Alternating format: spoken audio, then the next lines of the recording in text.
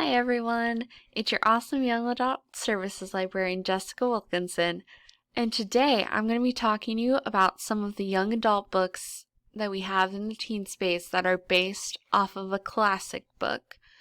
So let's get started. The first one is Sky Without Stars by Jessica Brody and Joanne Rendell. A thief, an officer, a guardian. 3 strangers, 1 shared destiny. When the last days came, the planet of La Terre promised hope, but 500 years later, it's now a place where an extravagant elite class reigns supreme, where the clouds hide the stars and the poor starve in the streets, where a rebel group, long thought dead, is resurfacing. Whispers of revolution have begun, a revolution that hinges on 3 unlikely heroes. Shatin is a street-savvy thief who will do anything to escape the brutal regime, including spying on Marcellus, the grandson of the most powerful man on the planet. Marcellus is an officer and the son of a traitor. Groomed to command by his legendary grandfather, Marcellus begins to doubt the government he's vowed to serve when he discovers a cryptic message that only one person, a girl named Alouette, can read. Alouette is living in an underground refuge where she guards and protects the last surviving library on the planet. But a shocking murder will bring Alouette to the surface for the first time in 12 years and plunge La Terre into chaos.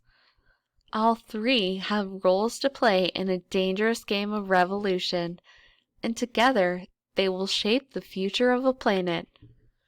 Power, romance, and destiny collide in this sweeping reimaging of Victor Hugo's masterpiece, Les Miserables.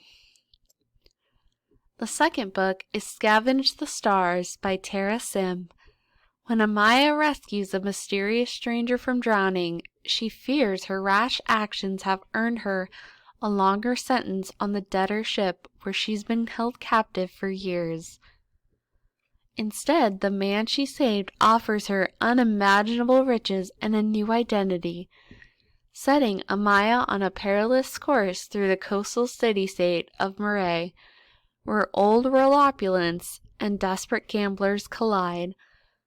Amaya wants one thing: revenge against the man who ruined her family and stole the life she once had.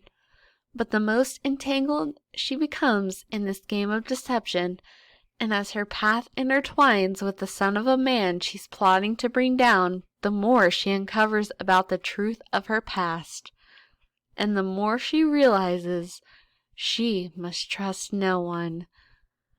Packed with high-stakes adventure, romance, and dueling identities, this gender-swapped retelling of the Count of Monte Cristo is the first novel in an epic YA fantasy duology. The last book I'm going to talk about today is The Last True Poets of the Sea by Julia Drake. The Larkin family isn't just lucky, they persevere. At least that's what Violet and her younger brother Sam were always told. When the Lyric sank off the coast of Maine, their great-great-great-grandmother didn't drown like the rest of the passengers.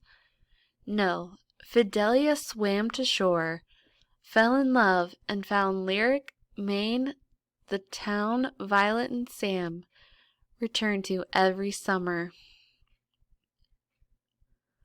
But wrecks seemed to run in the family.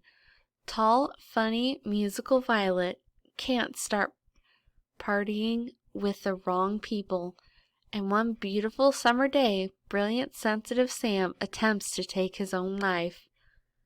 Shipped back to Lyric while Sam is in treatment, Violet is haunted by her family's missing piece, the lost shipwreck she and Sam dreamed of discovering when they were children.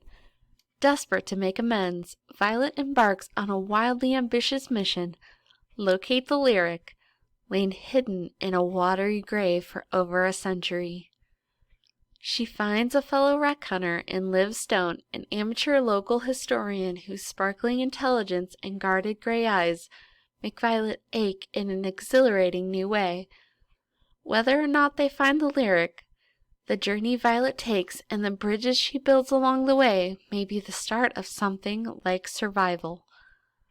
This is a stunningly beautiful, queer take on Shakespeare's Twelfth Night. Thank you all for listening to this week's Teen Book Talk. Make sure to tune in next week to hear about some of the Christian books that we have up in the YA area.